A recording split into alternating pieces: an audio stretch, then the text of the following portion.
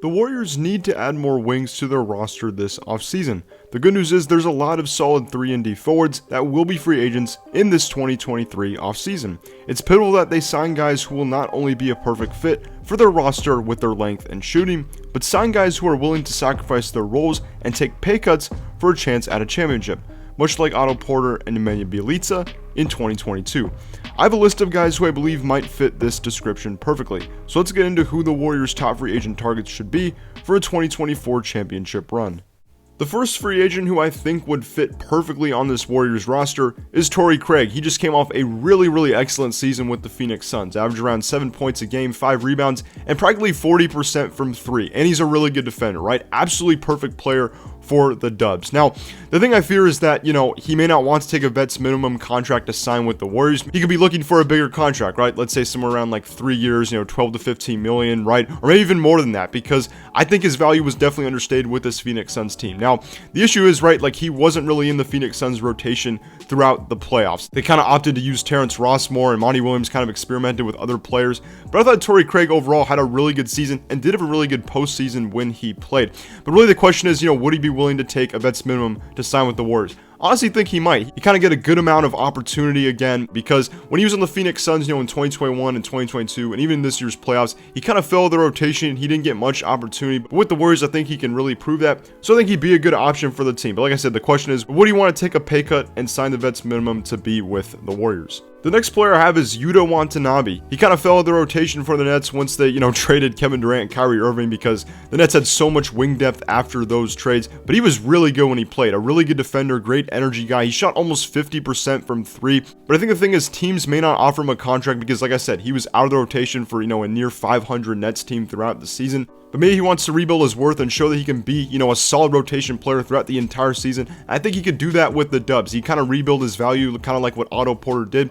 And look, it's not that Yuta Watanabe can't stay healthy. He was healthy. He's just out of the rotation. But I think his three-point shooting, his energy, his hustle, his defense, everything about him just speaks Warriors to me. I think he would be such a good fit in this Warriors system. But it's kind of a similar question with Torrey Craig. Can Yuta Watanabe get a bigger contract somewhere else, or are teams only going to offer him the vet's minimum? And if that's the case, I really think he should go to the Warriors. I think he'd be an absolutely great fit with this team. And up next, we have Joe Ingles. Just came off a solid season with the Bucks after tearing his ACL the previous year. The Bucks obviously fell short in the playoffs, but I don't know what type of contract Joe Ingles is looking for. He's kind of around 35, 36 years old. He's getting a little bit older. I don't know if there's going to be teams that are going to want to offer him let's say like a 2 or 3 year deal worth 20 to 25 million, right? So maybe he wants to sign a vet's minimum with the Warriors and kind of have another opportunity to compete for a championship. And he'd be really perfect as a glue guy for this team.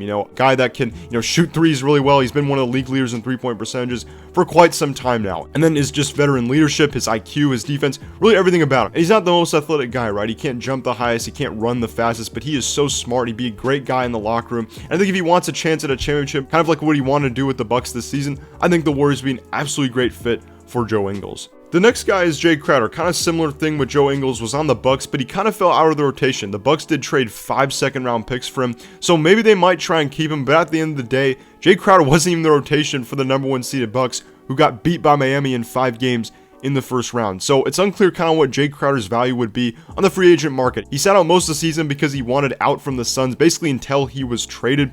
And so it's kind of unclear, where his future is going to be in the NBA. I think he still has one. He's a good 3-point shooter, good defender. And I think he'd be a good fit in the Warriors system as kind of a catch and shoot guy. And help take the pressure off defensively of guys, like Steph and Clay and Draymond. I think he'd help out with that quite a bit because he can play kind of the 3 or 4. He can guard multiple positions. And so I think in that sense, he's really valuable. But honestly, he might get a bigger contract somewhere else. I don't know if he'd be willing to take a vet's minimum to sign with the Warriors, but either way, I think Jay Crowder would be, a very ideal free agent for the Warriors. Next up, we have Grant Williams. Now, I'm kind of confused at Grant Williams' value because Joe Mazzulla kind of took him out of the rotation after he kind of struggled shooting from 3 the second half of the season, and he really wasn't in the playoff rotation that much until the Eastern Conference Finals. But when he did play, he played very well, and he was a key reason the Celtics made the finals in 2022. I don't think they make the finals without him. He greatly improved his 3-point shooting. He's always been a great defender. He's just been a great locker room and energy guy for that Celtics team, but they haven't really shown they want to keep him. It's kind of clear they might let him go in free agency because obviously the Celtics have some big contract situations they got to resolve,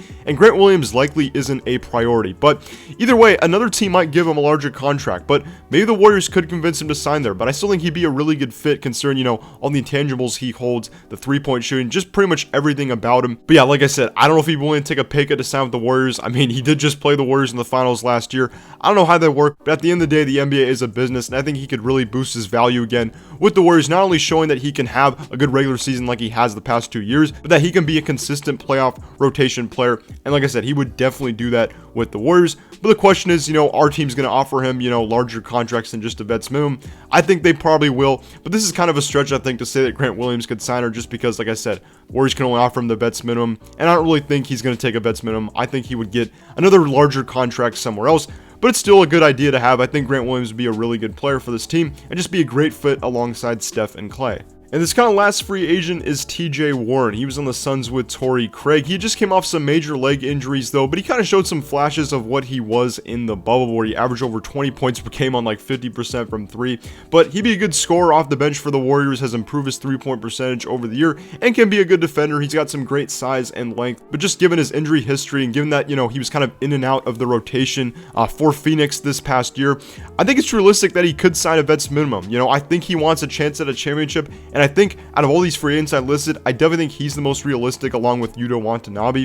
So it kind of just depends, right? Can he get a bigger contract somewhere else? I don't know, but like I said, just given his injury history and kind of the inconsistencies in the rotation, I think it's probably more likely that he signs another vet's minimum contract. I kind of feel like his situation is a little bit similar to Otto Porter, right? A really good scorer, got some nice size and length at that wing position, but at the same time, he struggled to stay healthy, and I think, you know, signing another vet's minimum contract and proving that he can stay healthy for a full season and be a good contributor in the playoffs really help boost his value going forward.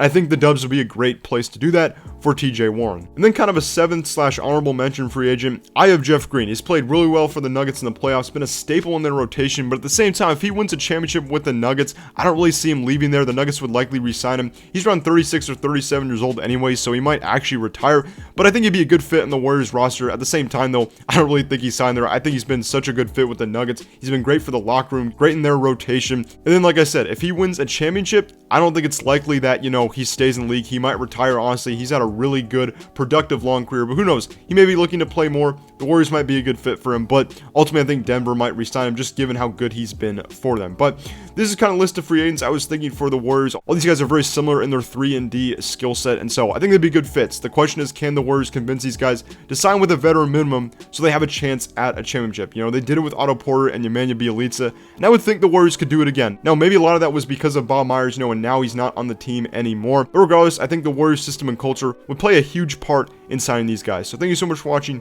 Hope you enjoyed it, and I'll see you guys in the next one. Peace out.